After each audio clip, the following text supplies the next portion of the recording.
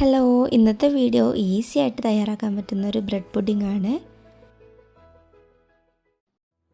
അപ്പോൾ നമുക്ക് നോക്കാം. പുഡിങ്ങിന് വേണ്ടി ഞാൻ ആദ്യമായിട്ട് എടുത്തിട്ടുള്ളത് പാലാണ്. 1 കപ്പ് പാലാണ്. അതിലേക്ക് 3 ടീസ്പൂൺ പഞ്ചസാര ഇട്ട് കൊടുക്കാം. ഈ പുഡിങ്ങിൽ ചൈന ഗ്രാസും ജലാറ്റിനും ഒന്നും ആവശ്യമില്ല. ജസ്റ്റ് ഒരു വിപ്പിംഗ് ക്രീമും ബ്രെഡും വെച്ചിട്ട് ചെയ്യുന്നതാണ്. ആ ബ്രെഡൊന്ന് സോക്ക് ചെയ്തെടുക്കാൻ വേണ്ടിയിട്ടാണ് ഈ പാല്. അപ്പോൾ ആ പഞ്ചസാര ഒന്ന് നന്നായിട്ട് മിക്സ് ആക്കിയിട്ട് അതിലേക്ക് അലിപ്പിച്ചെടുക്കാം. ഇനി ഈ പാലിലേക്ക് ഞാൻ ഒഴിച്ചു കൊടുക്കുന്നത് ബദാം എസൻസ് ആണ്. ഒരു 4 ഡ്രോപ്പ് ഒഴിച്ചു കൊടുക്കാം.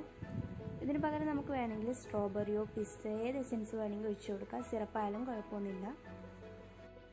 അതൊന്ന് നന്നായിട്ട് മിക്സ് ആക്കി കൊടുക്കാം. അപ്പോൾ നല്ല യെല്ലോ കളർ കിട്ടിയിട്ടുണ്ട്. പിന്നെ നമ്മൾ പാലെടുക്കുമ്പോൾ അത് നല്ല തണുത്ത പാലായിരിക്കണം. നമ്മളത് ബോയിൽ ചെയ്തിട്ട് വേണമെങ്കിൽ തണുപ്പിച്ചാലും കുഴപ്പമൊന്നുമില്ല. പക്ഷെ നല്ല തണുത്ത പാൽ തന്നെ എടുക്കാൻ ശ്രദ്ധിക്കുക. എന്നാലും നമ്മൾ പുഡിങ്ങിന് നല്ലൊരു കറക്റ്റ് ടേസ്റ്റ് കിട്ടും. നമ്മൾ പാലിൻ്റെ മിക്സ് റെഡി ആയിട്ടുണ്ട്. അത് നമുക്കൊരു ഭാഗത്തേക്ക് മാറ്റി വയ്ക്കാം.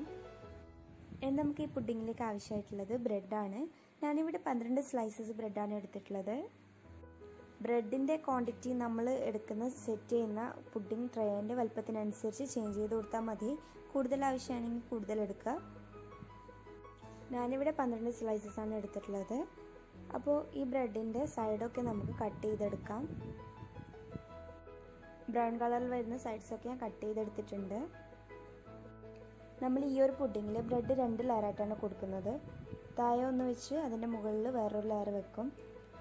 ഒരു ലെയർ വെച്ച് അത് വളരെ തിന്നായി പോകും. അതുകൊണ്ടാണ് 2 ലെയർ കൊടുക്കാൻ പറയുന്നത്.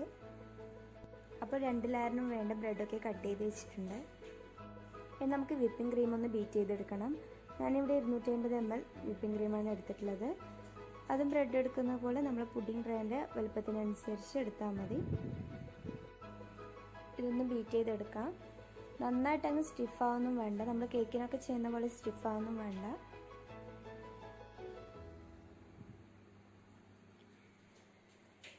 പിന്നെ നമ്മൾ എടുക്കുന്ന ക്രീമിൽ മധുരം ഇല്ലെങ്കിൽ കുറച്ച് മിൽക്ക് മേഡോ പഞ്ചസാരയോ ഇട്ട് കൊടുക്കാം.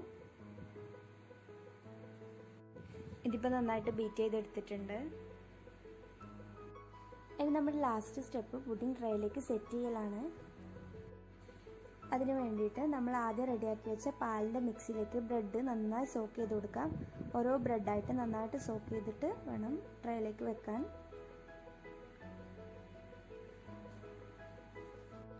ബ്രെഡ് നന്നായിട്ട് ആ പാലിലേക്ക് മുക്കിയെടുത്താൽ മാത്രമേ പുഡിങ്ങിന് നല്ല ടേസ്റ്റ് ഉണ്ടാവുള്ളൂ.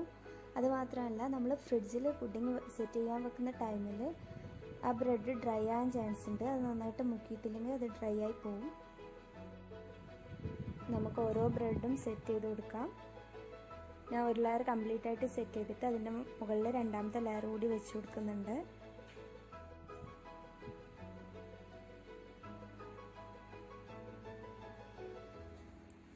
ഇപ്പോൾ 2 ലെയർ ബ്രെഡും വെച്ച് കൊടുത്തിട്ടുണ്ട്. അപ്പോൾ ബ്രെഡൊക്കെ ഇവിടെ സെറ്റ് ചെയ്ത് വെച്ചിട്ടുണ്ട്.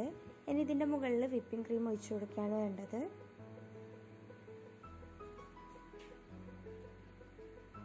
നമുക്ക് വിപ്പിംഗ് ക്രീം ഒഴിച്ചു കൊടുക്കാം. നമ്മളെടുത്ത ബ്രെഡിൻ്റെ അതേ ഒരു തിക്നെസ്സിൽ വിപ്പിംഗ് ക്രീം ഒഴിച്ചു കൊടുക്കാം. അപ്പോൾ വിപ്പിംഗ് ക്രീം കൊണ്ട് ബ്രെഡിനെ മുഴുവനായിട്ടൊന്ന് കവർ ചെയ്ത് കൊടുക്കാം.